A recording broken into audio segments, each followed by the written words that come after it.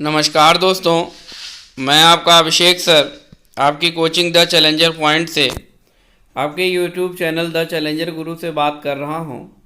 जैसा कि आप सब जानते हैं, इस चैनल के माध्यम से आपको लगातार प्रतियोगी परीक्षाओं की तैयारी कराई जा रही है। साथ ही साथ विभिन्न भर्तियों से संबंधित जो भी बातें होती हैं उनके बारे में मैं बताता हूं, किस भर्ती में क्या नई चीज़ें निकल रही हैं। करंट में 69,000 शिक्षक भर्ती काफ़ी विवादों में है और भी विभाग में जो भर्तियां निकली हैं उन सब के बारे में मैं अपडेट करता रहता हूं। 69,000 शिक्षक भर्ती में आपका कोर्ट में विवाद चल रहा है, उसके बारे में हम लोग अगले वीडियो में चर्चा करेंगे। आज हम लोग जीके जीएस से रिलेटेड जो फायरमैन, एनटीपीसी, सुपर टेट और जो भी आगामी परीक्षाएं होने वाली हैं एनटीपीसी से रिलेटेड सब के बारे में मैं आज जीके जीएस के सेक्शन को आगे बढ़ा रहा हूँ। हिस्ट्री में मेडुअल हिस्ट्री लास्ट वीडियो मैंने पढ़ाया हुआ है और इसमें हम लोग मेडुअल हिस्ट्री में भारत पर अरबों का आक्रमण, महमूद गजनी, मोहम्मद गोरी, सल्तनत काल, गुलाम वंश, मंगोलों के बारे में सबके बारे में हमने विस्तार से जाना। और मैं आपको वही पढ़ाता हूँ जो एग्ज़ाम के दृष्टि पॉइंट ऑफ व्यू से काफ़ी महत्वपूर्ण होता है। और आज के कड़ी में आगे बढ़ते हैं खिलजी वंश से। 1290 से 1320 ईस्वी के बीच में खिलजी वंश था। गुलाम वंश के शासन को समाप्त कर 13 जून 1290 ईस्वी को जलालुद्दीन फिरोज खिलजी ने खिलजी वंश की स्थापना की। जब गुलाम वंश का समाप्त हुआ, उसको समाप्त कर 13 जून 1290 ईस्वी को जलालुद्दीन फिरोज खिलजी ने खिलजी वंश की स्थापना की। इसने किलो खरी को अपनी राजधानी बनाया। एक बात और है, जो नए दोस्त हैं, नए स्टूडेंट्स हैं, और उनसे मैं विनम्र निवेदन करूंगा कि एक बार हमारे चैनल को सब्सक्राइब जरूर कर लें ताकि हमारे हर वीडियो की नोटिफिकेशन उन तक पहुंचे। देखिए आगे कह रहा है, जलालुद्दीन की हत्या 1296 ईस्वी में उसके भतीजा एवं दामाद अलाउद्दीन खिलजी ने कड़ा मानिकपुर इलाहाबाद में कर दी थी। ठीक है, जलालुद्दीन की हत्या 1296 ईस्वी में जो इसने स्टार्ट किया, जलालुद्दीन फिरोज खिलजी ने, इसने खिलजी वंश की स्थापना की, किलो खरी को राजधानी बनाया और इसकी हत्या 1296 में उसके भतीजा एवं दामाद ने अलाउद्दीन खिलजी ने कड़ा मानिकपुर इलाहाबाद में कर दिया है। ठीक है, 22 अक्टूबर 1296 ईस्वी में 22 अक्टूबर 1296 अलाउद्दीन खिलजी दिल्ली का सुल्तान बना। ये काफ़ी फेमस था। अलाउद्दीन खिलजी पूछता है दिल्ली का सुल्तान कब बना? 22 अक्टूबर 1296 में। अलाउद्दीन के बचपन का नाम अली तथा गुरसास्प था। अलाउद्दीन खिलजी ने सेना को नगद वेतन देने एवं स्थायी सेना की नींव रखी। दिल्ली के शासकों में अलाउद्दीन खिलजी के पास सबसे विशाल स्थायी सेना थी। घोड़ा दागने एवं सैनिकों का हुलिया लिखने की प्रथा की शुरुआत अलाउद्दीन खिलजी ने की थी। जो घोड़ों को दागा जाता है और सैनिकों का हुलिया लिखने की प्रथा की जो शुरुआत थी अलाउद्दीन खिलजी ने की थी। अलाउद्दीन ने भू राजस्व की दर को बढ़ाकर उपज का 1/2 भाग कर दिया गया था, टैक्स ज़्यादा कर दिया था। इसने खम्स, लूट का धन जो भी था, लूट के धन को खम्स कहा जाता था। लूट के धन में सुल्तान का हिस्सा 1/4 भाग के स्थान पर 3/4 भाग कर दिया। इसने व्यापारियों में बेईमानी रोकने के लिए कम तौलने वाले व्यक्ति के शरीर में मांस काट लेने का आदेश दिया। इसने अपने शासनकाल में मूल्य नियंत्रण प्रणाली को दृढ़ता से लागू किया। दक्षिण भारत की विजय के लिए अलाउद्दीन ने मलिक काफूर को भेजा दक्षिण भारत में। और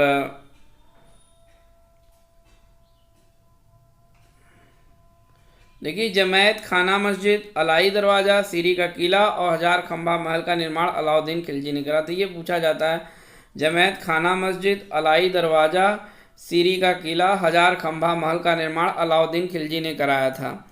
आगे है, अलाउद्दीन खिलजी को इस्लामी वास्तुकला का रत्न कहा जाता है। इस्लामी वास्तुकला का रत्न कहा जाता है। दैवीय अधिकार के सिद्धांत को अलाउद्दीन ने चलाया था। तो ये था उससे संबंधित, अलाउद्दीन से संबंधित। इसके अलावा कुछ मैं महत्वपूर्ण तथ्य आपको अलाउद्दीन खिलजी से संबंधित और भी बातें हैं जो कि मैं आपको इस शॉर्ट में बता दूं। देखिए यहाँ पे शॉर्ट में देखिए, अमीर खुसरो का मूल नाम, अमीर खुसरो के बारे में, अमीर खुसरो का मूल नाम मोहम्मद हसन था। उसका जन्म पटियाली, पश्चिमी उत्तर प्रदेश में बदायूं के पास में 1253 ईस्वी में हुआ था। खुसरो प्रसिद्ध सूफी संत शेख निजामुद्दीन औलिया के शिष्य थे। वह बलवन से लेकर मोहम्मद तुगलक तक दिल्ली सुल्तानों के दरबार में रहे। इन्हें तूतीय हिंद, भारत का तोता कहा जाता के नाम से भी जाना जाता था। और सितार एवं तबले के आविष्कार का श्रेय अमीर खुसरो को ही दिया जाता है।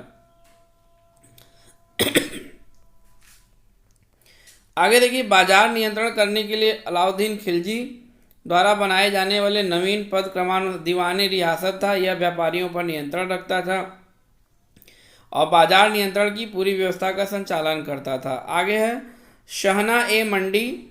प्रत्येक बाजार में बाजार का अधीक्षक बरीद था। बाजार के अंदर घूमकर बाजार का निरीक्षण करता था। मुनिहान व गुप्तचर गुप्त सूचना प्राप्त करता था। ठीक है, तो ये लोग जो थे अकबर कह रहे हैं अलाउद्दीन खिलजी के दरबार के ये लोग शोभा थे और ये लोग जो है बाजार में नियंत्रण करने के लिए उसके द्वारा नवीन पद सृजित किए गए थे। आगे देखिए अलाउद्दीन खिलजी के बारे में और क्या है। सिकंदर सानी की उपाधि से स्वयं को अलाउद्दीन ने विभूषित किया। सिकंदर सानी की उपाधि से उसने स्वयं को अलाउद्दीन ने मलिक याकूब को दीवान ए रियासत नियुक्त किया था। अलाउद्दीन द्वारा नियुक्त परवान ना नवीस नामक अधिकारी वस्तुओं की परमिट जारी करता था। और देखिए शहाना ए मंडे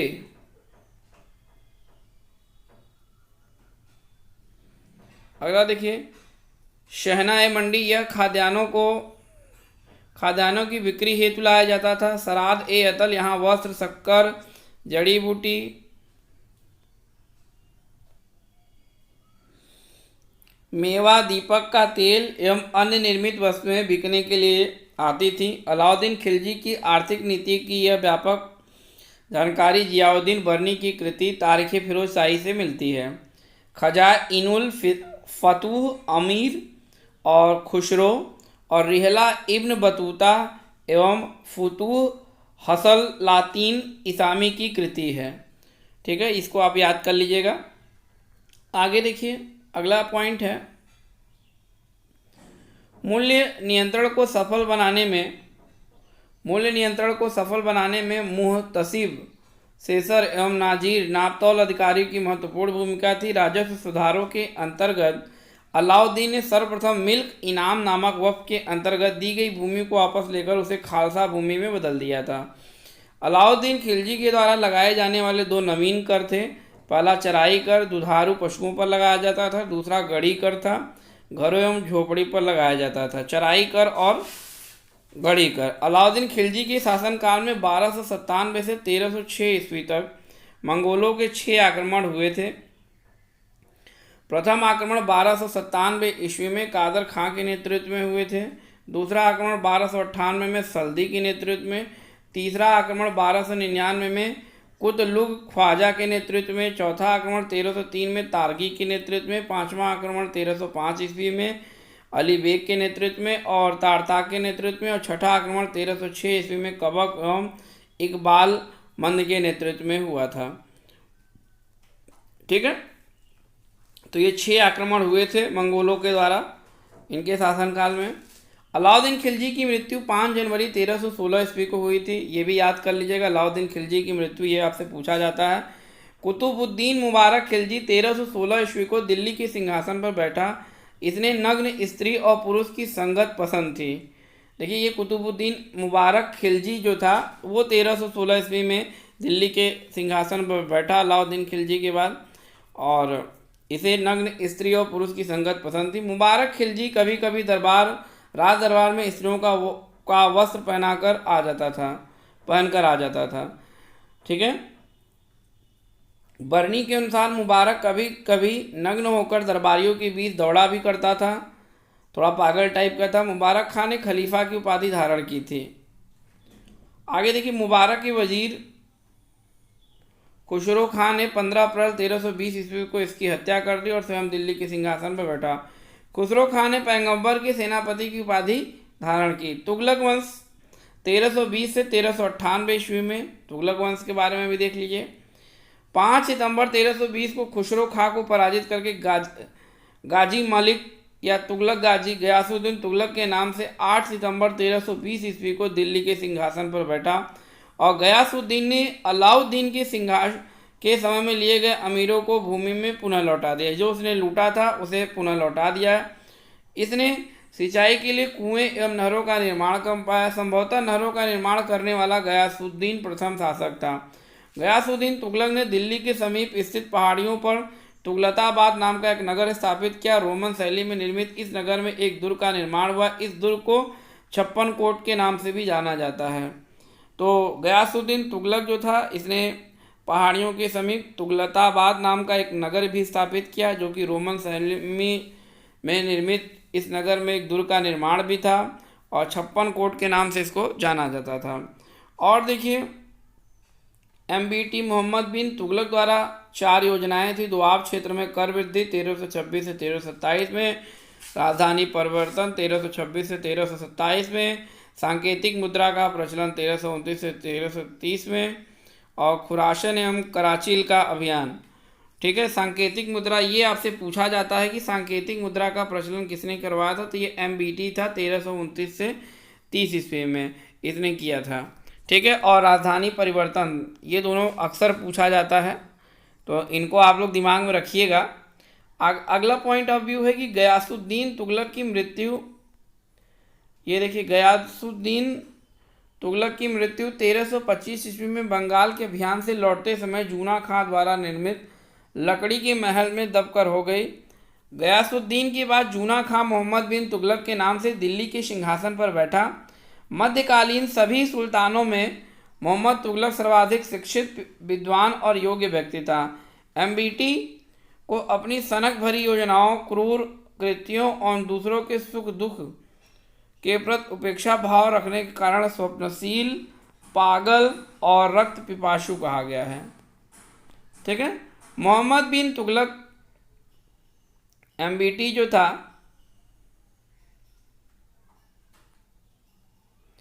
मोहम्मद बिन तुगलक ने कृषि के विकास के लिए अमीर-ए-कोही नामक एक नवीन विभाग की स्थापना की। मोहम्मद बिन तुगलक ने अपनी राजधानी दिल्ली से देवगिरी में स्थानांतरित की और इसी का नाम दौलताबाद रखा। यही पूछा जाता है कि दिल्ली से दौलताबाद किसने अपनी राजधानी ट्रांसफ़र की, तो MBT ने। सांकेतिक मुद्रा के अंतर्गत मोहम्मद बिन तुगलक ने कांसा, फरिश्ता के अनुसार तांबा, बरनी के अनुसार और धातुओं के सिक्के चलाए, जिनका मूल्य चांदी के रुपए टका के बराबर होता था। एडवर्ड थॉमस ने मोहम्मद बिन तुगलक को प्रिंस ऑफ मनियर्स की संज्ञा दी थी। अफ्रीकी मोरक्को यात्री इब्न बतूता लगभग 1333 ईस्वी में भारत आया था।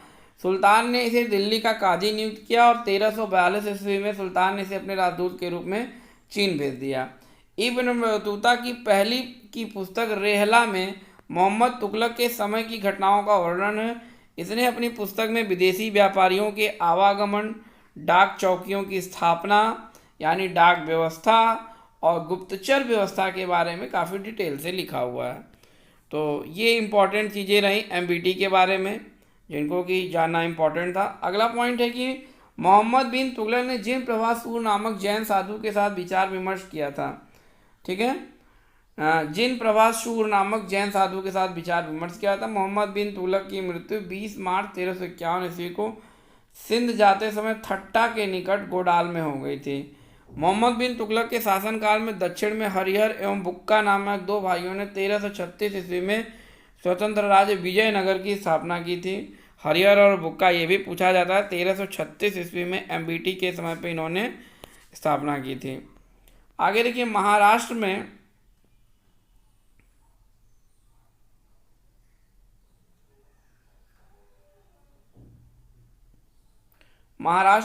अलाउद्दीन बहमन शाह ने 1347 ईस्वी में स्वतंत्र बहमनी राज्य की स्थापना की।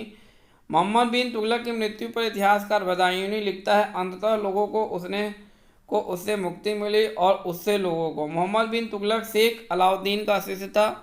वह सल्तनत कान का पहला शासक था जो अजमेर में शेख मुइनुद्दीन चिश्ती की दरगाह और बहराइच में सालार मसूद गाजी के मकबरे में गया। ठीक है, ये था। मोहम्मद बिन तुगलक ने बदायूं में, देखिए, मोहम्मद बिन तुगलक ने बदायूं, मीरन, मुल्मी, दिल्ली में शेख निजामुद्दीन औलिया, मुल्तान में शेख रुकैन और अजूधन में शेख मुल्तान आदि संतों की कब्र पर मकबरे बनवाए। फिरोज तुगलक का राज्याभिषेक थट्टा के निकट 20 मार्च 1351 ईस्वी को हुआ। पुनः फिरोज का राज्याभिषेक दिल्ली में अगस्त 1351 को हुआ। खलीफा द्वारा इसे कासिम अमीर उल मोममीन की उपाधि दी गई।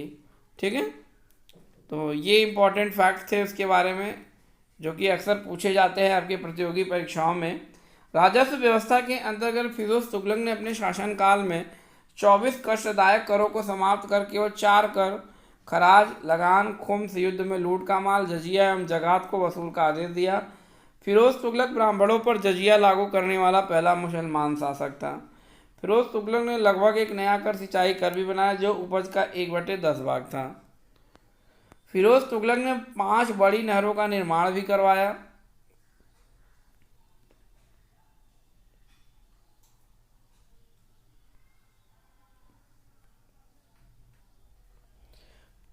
फिरोज तुगलक ने 300 नए नगर की स्थापना की। इनमें हिसार, फिरोजाबाद, फतेहपुर, जौनपुर, फिरोजपुर प्रमुख हैं।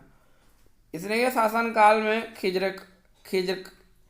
खिजराबाद, टोपरा गांव एवं मेरठ से अशोक के 2 स्तंभों को लाकर दिल्ली में स्थापित किया गया। सुल्तान फिरोज तुगलक ने अनाथ मुस्लिम महिलाओं, विधवाओं और लड़कियों की सहायता के लिए एक नए विभाग दीवान खैरात की स्थापना की। सल्तनत कालीन सुल्तानों के शासनकाल में सबसे अधिक दासों की संख्या करीब 1,80,000 फिरोज तुगलक के समय में थी। सबसे ज़्यादा शासन जो आपके दास थे इन्हीं के में थे जो है। अगला है दासों की देखभाल के लिए फिरोज ने एक नए विभाग दीवाने बंदगान की स्थापना की। इसने सैन्य पदों को वंशानुगत बना दिया। इसने अपनी आत्मकथा फतूहात ए फिरोज शाही की रचना की। इसने जियाउद्दीन बरनी एवं शम्स ए सिराज अफीक को अपना संरक्षण प्रदान किया। इसने ज्वालामुखी मंदिर के पुस्तकालय से लूटे गए 1300 ग्रंथों में से कुछ को फारसी में विद्वान अपाउद्दीन द्वारा दलायते फिरोज शाही नाम से अनुवाद करवाया। किस नाम से? दलायते फिरोज शाही के नाम से। इसने चांदी और तांबे के मिश्रण से निर्मित सिक्के भारी संख्या में जारी करवाए। इसने जिसे अद्धा एवं विक कहा जाता था। फिरोज तुगलक की मृत्यु सितंबर 1388 ईस्वी में हुई। फिरोज का में निर्मित खाने जहां तेलंगानी के मकबरा तुलना जेरूसलम में निर्मित उमर के मस्जिद से की जाती है। तो ये सब फैक्चुअल चीज़ें थी जो ऑनलाइनर आपसे अक्सर पूछा जाता है। सुल्तान फिरोज तुगलक ने दिल्ली में कोटला फिरोज शाह दुर्ग का निर्माण कराया। फिरोज तुगलक ने दिल्ली में फिरोज शाह दुर्ग का निर्माण कराया। ठीक है, आगे देखिए तुगलक वंश का अंतिम शासक नसरुद्दीन महमूद तुगलक था। इसका शासन दिल्ली से पालम तक ही रह गया। तैमूर लंग ने सुल्तान नसरुद्दीन महमूद तुगलक के समय 1398 ईस्वी में दिल्ली पर आक्रमण किया। नसरुद्दीन के समय में ही मलिक कुशरक पूर्वाधिपति की उपाधि धारण कर एक हिजड़ा मलिक सरवर ने जौनपुर में एक स्वतंत्र राज्य की स्थापना की। तो ये सब थी। थोड़ा सा सैयद वंश के बारे में भी जान लेते हैं। 1414 से 1451 सैयद वंश का संस्थापन खिज्र खां था। इसने सुल्तान की उपाधि न धारण कर अपने को रैयत ए आल की उपाधि से ही खुश किया। खिज्र खां तैमूर लंग का सेनापति था। भारत से लौटते समय तैमूर लंग ने खिज्र खां को मुल्तान, लाहौर और दीपालपुर का शासक नियुक्त किया। खिज्र खां क्या नियमित रूप से तैमूर के पुत्र शाहरुख को कर भेजा करता था। खिज्र खां की मृत्यु 20 मई 1421 में हो गई। खिज्र खां के पुत्र मुबारक खां ने शाह की उपाधि धारण की। याहिया बिन अहमद सिरहंदी को मुबारक शाह का संरक्षण प्राप्त हुआ था। इसकी पुस्तक तारीख ए मुबारक शाही में सैयद वंश के विषय में जानकारी मिलती है। यमुना के किनारे मुबारकबाद की स्थापना मुबारक शाह ने की थी। सैयद वंश का अंतिम शासक अलाउद्दीन आलम शाह था। सैयद वंश का शासन करीब 37 वर्षों तक रहा। तो ये था सैयद वंश के बारे में डिटेल। तो आज हम लोगों ने जो है खिलजी वंश और इसके साथ सैयद वंश, तुगलक वंश सबके बारे में डिटेल से पढ़ा जो है, और वन लाइनर क्वेश्चन का कलेक्शन किया जो है। काफ़ी क्वेश्चन का कलेक्शन हुआ है आपके पास जो है, तो इनको आप तैयार कर लीजिए, और ताकि आपके एनटीपीसी रेलवे एग्ज़ाम, फायरमैन और इन सब प्रतियोगी परीक्षाओं में खूब पूछा जाता है वन लाइनर क्वेश्चन इस तरीके का, ताकि आपकी अच्छी तैयारी हो सके और आपका सिलेक्शन हो सके। सुपर टेट के भी दृष्टिकोण से बहुत इंपॉर्टेंट लेक्चर है ये। तो मेरे प्यारे विद्यार्थियों, अगर आपको ये वीडियो मेरा पसंद आता है तो आप इसे प्लीज़ शेयर कीजिए। और अभी तक अगर आपने हमारे चैनल को सब्सक्राइब नहीं किया है तो प्लीज़ इसे सब्सक्राइब भी कीजिए, ताकि ज़्यादा से ज़्यादा विद्यार्थियों का भला हो सके। और आपके लाइक शेयर से हमें मोटिवेशन मिलता है और हम इसी तरह से आपके लिए वीडियो बनाते हैं। तो मिलते हैं आपसे नेक्स्ट वीडियो में। जय हिंद, जय भारत।